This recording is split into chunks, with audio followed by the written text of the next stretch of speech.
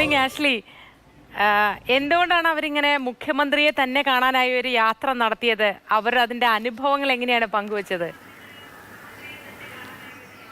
മോത്തി, നമ്മൾ ഈ മുഖ്യമന്ത്രി എന്ന് പറയുമ്പോൾ സാധാരണ കുറച്ച് കാർക്കശ്യക്കാരനായ അല്ലെങ്കിൽ കുറച്ച് സീരിയസ് ആയിട്ടുള്ള ഒരാളായിട്ടാണ് പൊതുവെ എല്ലാ സ്ഥലത്തും കാണാറുള്ളത്. പല വീഡിയോസിലൊക്കെ ആയാലും അല്ലെങ്കിൽ നേരിട്ടൊക്കെ പോകുമ്പോഴും ആ ഒരു സ്ട്രിക്റ്റ് ആയിട്ട് നമുക്ക് പലർക്കും ഫീൽ ചെയ്തിട്ടുണ്ട്. അപ്പോൾ പലരും ആ ഒരു അഭിപ്രായമൊക്കെ പങ്കുവച്ചിട്ടുണ്ട്. പക്ഷേ ഈ ഒരു വീഡിയോയിൽ നോക്കുമ്പോൾ നമുക്ക് മനസ്സിലാവും, വളരെ ചിരിച്ച് കുട്ടികളോട് ഇടപെടുന്ന വളരെ സിമ്പിളായിട്ടൊരു മുഖ്യമന്ത്രി.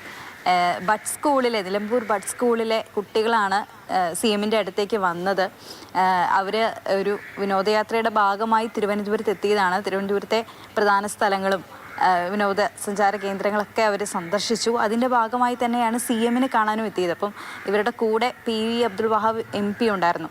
അപ്പോൾ തിരുവനന്തപുരത്ത് എത്തിക്കഴിഞ്ഞാൽ ഇവിടെ എത്തിക്കഴിഞ്ഞ് കാണേണ്ട ഒരാളാണ് മുഖ്യമന്ത്രി എന്ന് കുട്ടികൾക്കും അതുപോലെ അധ്യാപകർക്കൊക്കെ തോന്നി.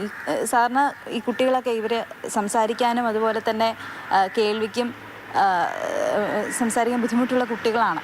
അപ്പോൾ അവർ TV-യിലൊക്കെ ആണെങ്കിലും സി എമ്മിനെ കാണാറുണ്ട്.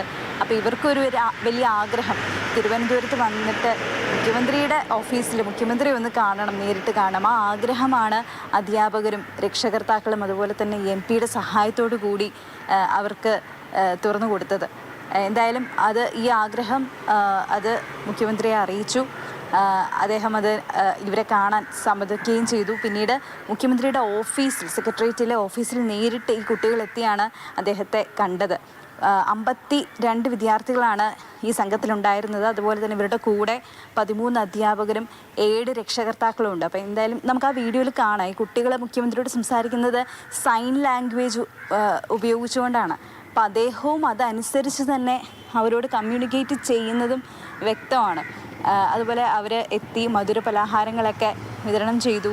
അങ്ങോട്ടും ഇങ്ങോട്ടും കുശലാന്വേഷണം ഒക്കെ നടത്തിയ ശേഷമാണ് ഈ കുട്ടികൾ ഓഫീസിൽ നിന്ന് പോയത്. ഇവരുടെ കൂടെ നിന്ന് ഫോട്ടോ എടുത്തു, ഇവരോട് സംസാരിച്ചു. മുഖ്യമന്ത്രി തന്നെയാണ് ഈ ഒരു വാർത്ത സ്വന്തം സോഷ്യൽ മീഡിയ അക്കൗണ്ടിലൂടെ പുറത്തേക്ക് അറിയിക്കുന്നത്. ശരി ആഷ്ലി.